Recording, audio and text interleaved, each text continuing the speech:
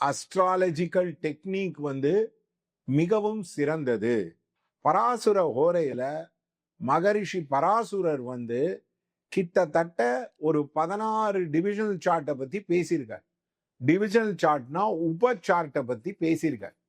For example, கூட பிறந்தவங்களை பத்தி தெரிஞ்சுக்கணும்னா திரேகானம், வீட்டை பத்தி தெரிஞ்சுக்கணும்னா சதுரம்சம், அம்மா அப்பாவை பத்தி தெரிஞ்சுக்கணும்னா துவாதசாம்சம்.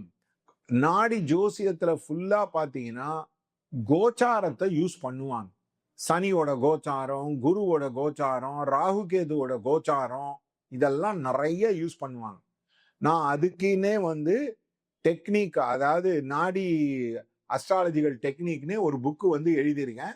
அதுல வந்து இந்த மாதிரி எப்படி வந்து கோச்சாரத்தை பயன்படுத்தி அந்த விஷயத்தை ப்ரிடிக்ட் பண்ணலாம் அப்படின்றத வந்து எழுதியிருக்கேன்.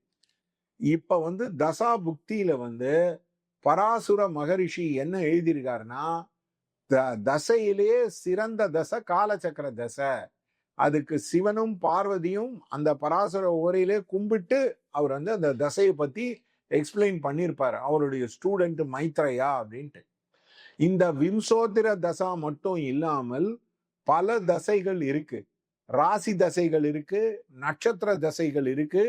ஜெமினி அஸ்ட்ராலஜில சரதசா, ஸ்திர தசா, மாண்டூக்க தசா, அந்த மாதிரி தசாக்களும் இருக்கு.